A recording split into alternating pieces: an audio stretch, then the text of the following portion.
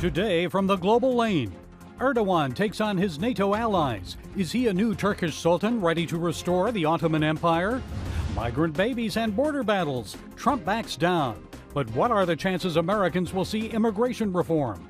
The Inspector General's report. What was really going on with the Clinton investigation and the FBI? Locking people up for marijuana possession. Trump suggests he's ready to change federal law. And I'll drive it home on a big ray of light in Hollywood. And it's all right here, right now, from the global lane.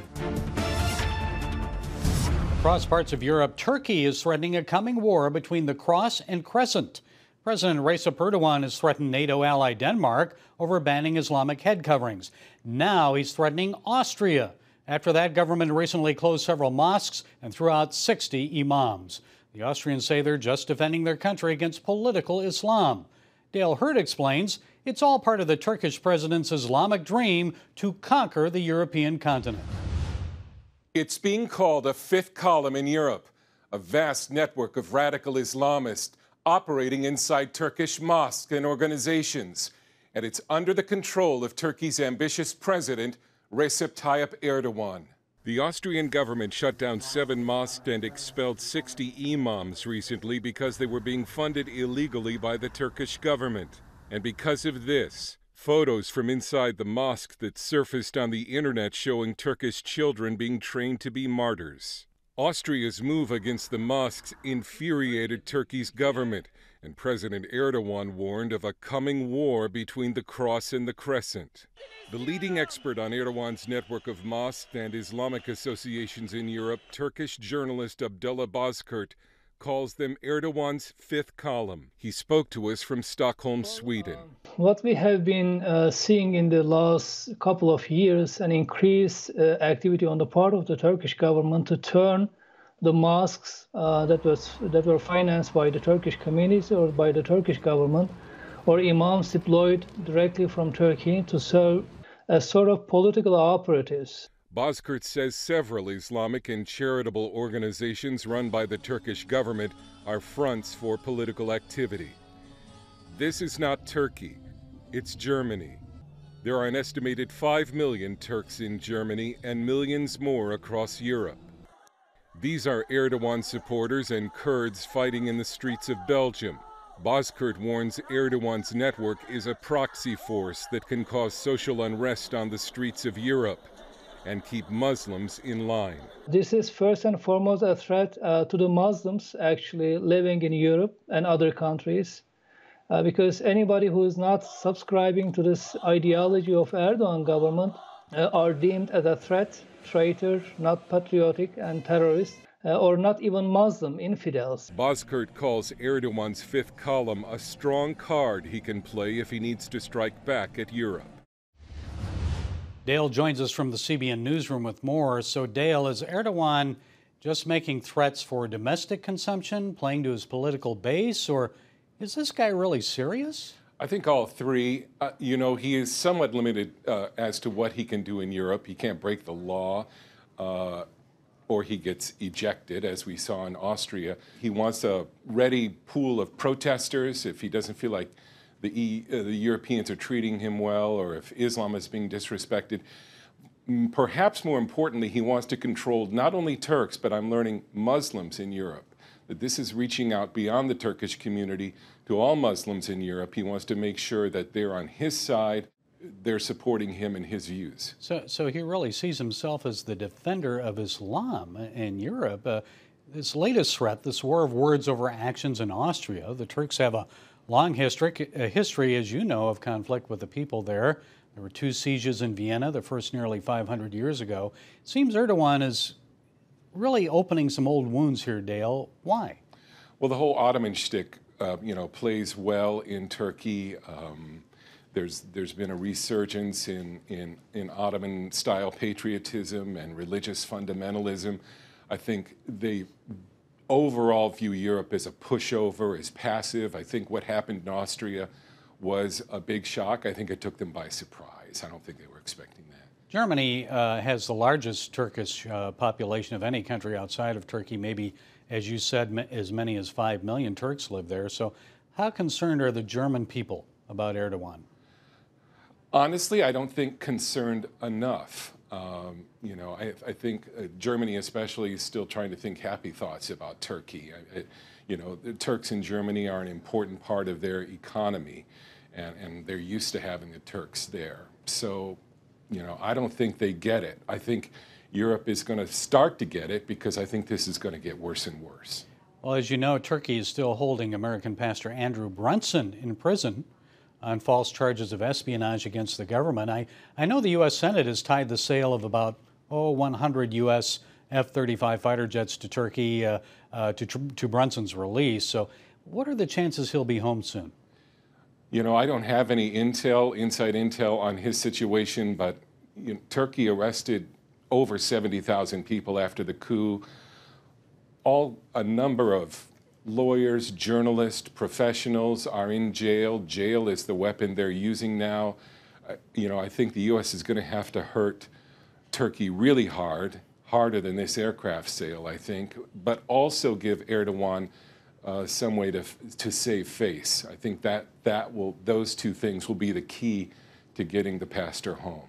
Okay, Dale Hurd, CBN News senior international correspondent. Thanks so much for your excellent reporting and analysis. Thank you, Gary.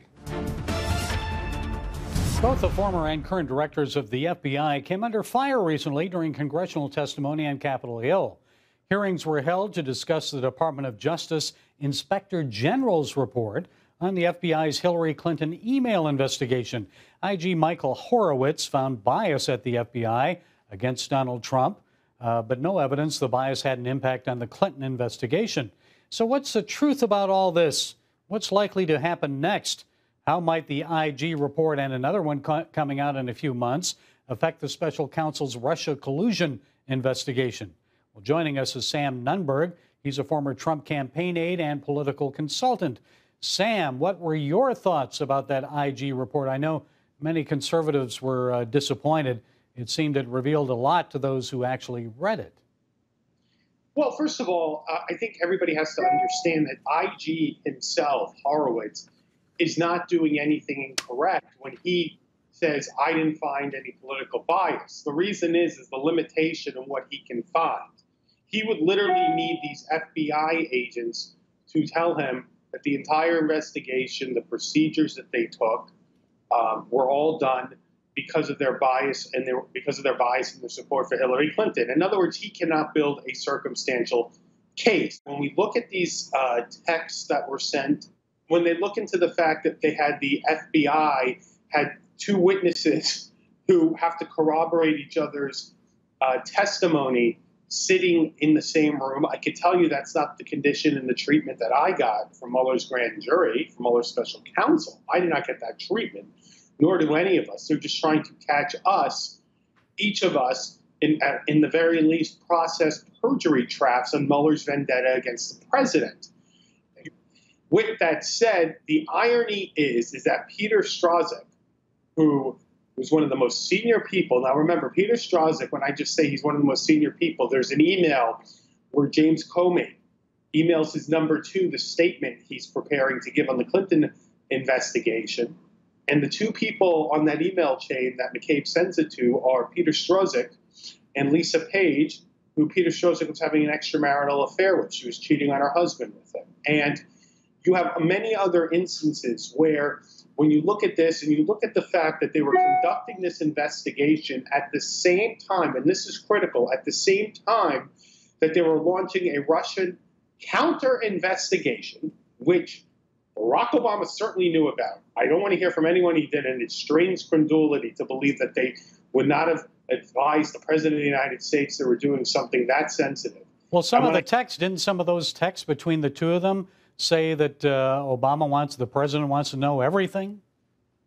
They certainly did. And, we haven't received answers from that. And here's another critical point, which Horowitz conveniently leaves out, and I only assume it's under the orders of Rod Rosenstein, who's an absolute disgrace, who, along with Jeff Sessions, are two of the most dishonorable attorney generals and deputy attorney generals I've ever seen.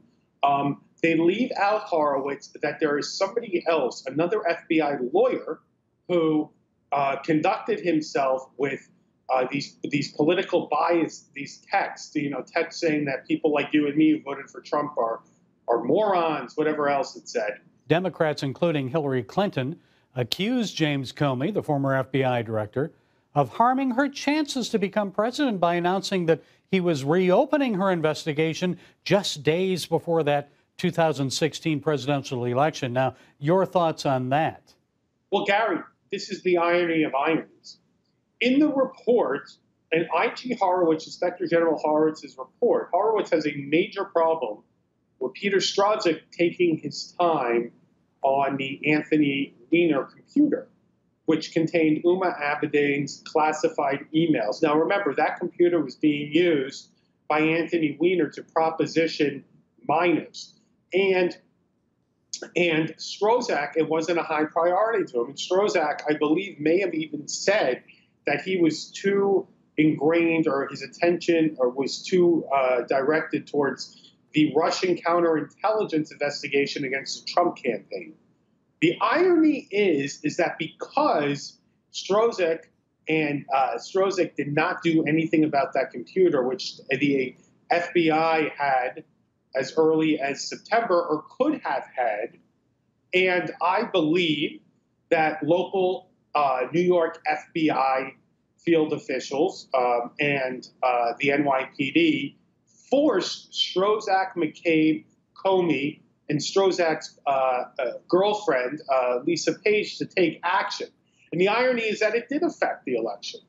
Yeah, well, they sat on that for about a month. That came out in the IG's testimony before Congress. I think Senator Ted Cruz was asking him about that, and it was obvious they sat on it for a month before they actually made the decision to release the information. And Gary, if it was up to them, if it was up to Comey, they would not have done anything, and they would not have informed the public. The only reason I believe, and it's insinuated in this report, I don't know, I don't have any personal or firsthand knowledge of this, Gary. I got to be careful, because then Mueller will call me back in to the grand jury and try to get me in a perjury trap. But I believe that they received, the DC, the James Comeys, they received a lot of pressure from American heroes who are these unnamed and New York FBI agents and the NYPD. Despite all the negative media that this president is getting, he seems to be growing in approval and popularity. So how is all this affecting him personally and his presidency? Well, thank God it isn't, because he's a very strong man and he's adapted. I always thought that the president was going to not realize that, look, the political gravity will never apply to Donald Trump. It just won't.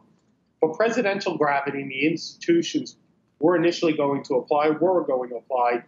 And I always thought it was going to be difficult for him to go from the 26th floor of Trump Tower and not realize he's just, frankly, not the boss. And he's got to operate differently in some ways. So, well, it seems like he is acting a little more presidential these days. I think the whole North Korea thing in Singapore helped that. 100%. He's hit his stride. And ultimately, this midterm is a referendum on Donald Trump. If the Republicans do not keep the House, and if the Democrats even have a one-seat majority and Nancy Pelosi is Speaker, in January 2019, I will tell you that Jerry Nadler, Adam Schiff, and Pelosi will impeach this president. They will keep this process going on. They will try to affect his reelection. Once again, if the Republicans do not keep the Senate, your audience has to understand that the president may very well, get another Supreme Court justice vacancy.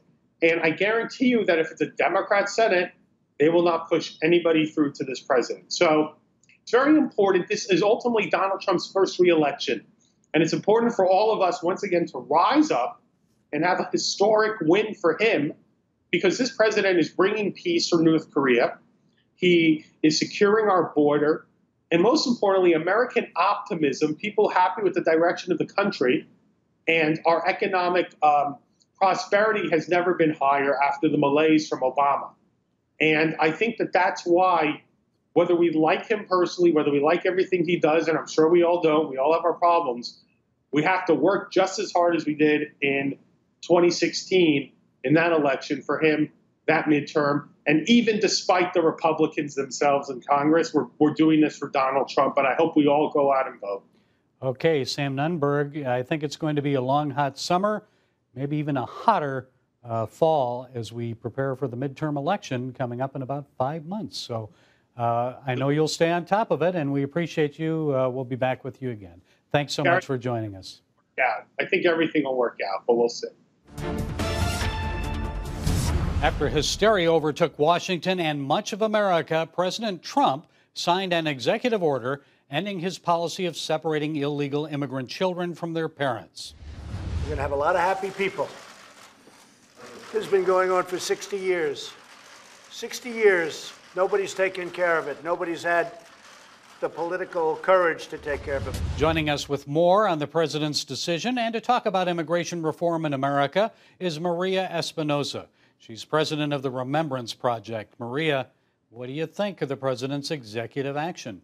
I think it shows that President Trump has compassion for everyone, and he is legislating for the betterment of America, but also he listens, and he's a caring person, and which makes him a great leader. He is still very strong, however, on the fact that he wants his border security, a border wall, and that he will place the safety of all Americans first. Maria, in all this emotional debate about 2,000 children being removed from their parents, and I know that's only about 10% of the total children, because most of them are unaccompanied minors that are being held in detention facilities. But what was the truth about all this? There were allegations that they were being placed in Nazi-like concentration camps and cages. How is this any different than how they were treated maybe 5 years ago? Well, I think first and foremost, we have to think about America's children. And, our legislators right now on all levels of government are not enforcing existing laws in order to keep our children in our communities safe. But back to these, what the fake news has talked about, these concentration camps, which is absolutely the opposite. They have 3 well-balanced meals a day. They're an air conditioning facility. They have a foosball table, a pool table, a basketball table. They watch movies. They have television. This is not what the fake news wants people to believe, and they don't want the truth out there because, of course, they probably are treated better in our country than back at home. But still, we saw these images of crying children being removed from their parents. And, I was surprised because one of them I saw, I think it was in an ABC story, had a graphic of a child going, "Daddy, Daddy." And it's like, if that was a child from Central America, wouldn't they be saying, "Papi, Papi"? Where did they learn English? Good point. You're absolutely right. And it also shows that, the left media, fake news is not above being a bit untruthful, Gary. So I think that all of this process and what President Trump is doing, placing America first, is exposing how far the left will go to push their liberal agenda. Well, what is that agenda? What is that agenda, Maria? What's the goal? The goal, the ultimate goal, Gary, is to take down our country, to ruin America, to overflood America with other countries' undesirables, which there are countries, as we can see now, that they are being pushed out by their own government intentionally. Remember, Mexico put out that publishing in the 90s telling their nationals where to go, what to do, how to get here to the United States, and what to do when they arrived and what to say. And we've known that for some time now. But again, the left media does not publish that and tell the truth about it. And, the Democrats want that new voter bloc. And the Republicans here, they continue to take money from the open borders lobbyists. And, in our opinion, that is blood money that they are taking to fill their reelection campaign coffers, Gary, while our children are filling America's coffins. This has to stop. And first and foremost, American politicians have to take care of Americans and our families. And it doesn't seem like we're going to have real reform here before the midterm election. legislation is not expected to be approved in Congress. So what do you think of that? Gary, we have existing laws, immigration laws and laws here, ways and processes that people can come to our country. So I'm fine with that. I actually would rather just step away from Washington, D.C. and go home and make sure that laws in their areas are being enforced in order to have a safer country and really, really give back America back to the American people where it belongs and stop legislating for the betterment of non-citizens. Okay, Maria Espinosa, the Remembrance Project. Stay in touch with us. Thanks for joining us, Maria. While the immigration debate rages on, there's some news about marijuana legalization efforts in America. While 9 U.S. states allow personal use, President Trump is now signaling that he may favor ending the federal ban on marijuana. And here to set us straight is Kevin Ring. He's president of FAM, Families Against Mandatory Minimums. Kevin, why should President Trump and Congress lift the federal ban on marijuana? Well, I think it's a couple issues. One, they're listening to the will of the people. We've had a number of states who have moved in that direction. And two, I think it's a matter of federal resources. At a time where we expect our FBI and federal law enforcement to track al-Qaeda and protect our border and do all these other serious things, the idea that we need to use federal resources, expensive prison space, prosecutors, courts, to enforce marijuana laws is a misuse of priorities. There's higher demands on those resources. And we know that many American prisons are really at the max right now. So how many Americans are in prison right now on marijuana charges, and what impact has that had on their families and lives? What's your main concern? Well, there's tens of thousands of prisoners who are in prison for marijuana. There are people in our federal prison who are still serving life sentences because of marijuana charges. That wouldn't happen today, but it has happened in the past, and they're still serving. They're going to die in prison because of that. And it's just a complete waste. It's not good for families. It's not to say that these people shouldn't have been held accountable for their crimes and their mistakes. They should be. But the punishments are so disproportionate to their crimes that, it not only hurts their families, separates them, divides them, makes it harder on the children, but by wasting resources in this way, we have fewer resources to go after people who really are a threat to communities and neighborhoods. And so it's just a perversion of resources. And so I think the president's doing the right thing. I think that, if we care about families, we want to hold people accountable, but we don't want to tear families apart for decades for offenses that could be treated either through drug treatment or through other sanctions. Sure. If you're sitting in jail or in prison for a few joints or something, you're not earning money to support your family. You probably lose your job.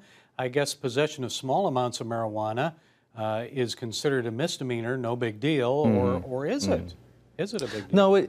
No, it is. But, I mean, this is the problem we get into with all drug offenses, frankly, which is we try to make a distinction between, a small-time user and then somebody who's a dealer or a trafficker, and we have in mind, El Chapo. The problem is a lot of people sell drugs in order to afford their own addiction. And so it's not, the line between user and dealer is not so clear. And so the same is true of marijuana. If we think it's okay for people to use it in small amounts, in ways that aren't dangerous, then the idea that we're going to lock everybody up who actually sells marijuana doesn't make a lot of sense. And so it's really time to rethink this policy. And yet, at the federal level, we still have marijuana ranked as high as the most dangerous drugs. That's hard to believe, isn't it? That it's still ranked as a very dangerous drug. Yes. Now, I know some medical and health professionals are citing reports that show marijuana harms physical and mental health. Is that a good reason to maintain the ban? How concerned are you about that? Well, it's actually a good point. I think it's worth saying that just because something shouldn't be federally prohibited doesn't mean it's great for you. And, I mean, look, cigarette smoking is at an all-time low, and teen smoking is at an all-time low. Those are both good things. But we didn't throw people in jail as a result of smoking. We just used public education and, sort of cultural change to make that happen. You don't see it in movies. We don't glorify smoking in the same way that you might have seen James Dean or others do it. So I think there's things that as culture can do to dissuade certain behavior. We don't have to put people in cages for decades. And so I think that you don't have to believe that marijuana is this cure-all that some of its proponents say to think we don't have to ban it and incarcerate people who use it. So I do think, like, I'm a father, I have children in high school, I don't want them smoking marijuana every day. But that's something different than saying I want the FBI enforcing this. Okay, so what do you think, Kevin, will happen here? Is the country going to pot, or are we going to become a nation of potheads? What do you think? No, I don't think so. I think it's like everything. I think you get a new freedom and people may abuse it. And so you'll see in Colorado and Washington State, you'll hear complaints about people using it to excess. But again, I think the smoking analogy is apt. You know, we didn't need a federal law against it to discourage its use. There's things you can do through regulation and tax that can make sure that we don't overuse something. And so we might be a little indulgent right now in the states that are trying it out, but it's also a pretty responsible way to do it in a federalist system, which is some states legalizing going forward, and we're learning things from their experiment. So I think we're really doing this in a really considered and, you know, deliberate way. Okay, another matter that is states' rights versus federal government, I guess. Kevin Ring, president of Families Against Mandatory Minimums, FAM. Thanks for setting us straight today. Thanks for having me. Jurassic World is expected to be this summer's biggest blockbuster movie, and the star of the film is actor Chris Pratt. More dinosaurs than ever before, more dinosaurs than you've ever seen in a Jurassic Park movie. Blue's still my favorite. Blue's always going to be my favorite. At a time when more and more Hollywood actors and actresses are spewing political hatred, isn't it refreshing to see and hear a celebrity talking positive and shining light? You may have missed it, so here it is. Pratt recently won the MTV Generation Award and accolades from Christians around the world for sharing 9 rules with the award ceremony and TV audience. He said each person has a soul. He urged us to be careful with it. He proceeded through each point on his list. Number 8, learn to pray. It's easy and it's so good for your soul. And finally, number 9, nobody is perfect. People are going to tell you you're perfect just the way you are. You're not. You are imperfect. You always will be. But there is a powerful force that designed you that way. And if you're willing to accept that, you will have grace. And grace is a gift. And like the freedom that we enjoy in this country, that grace was paid for with somebody else's blood. Do not forget it. Don't take it for granted. God bless you. Please get home safely. So this message to Hollywood and to all of us. If you disagree with the president's policies or anyone's opinions, how about sharing yours with respect and showing a little more love? Chris Pratt is an example of how that works. And if you feel you must speak out, speak against policies. Don't spew hatred towards individuals and personalities. And then offer solutions. The world is listening, and your reputation, your character, and integrity are at stake. So let's keep it civil. America sure could use a little more civility these days, don't you think? Well, that's it from the Global Lane. Be sure to follow us on Facebook, iTunes, SoundCloud, YouTube, and Twitter. And until next time, be blessed.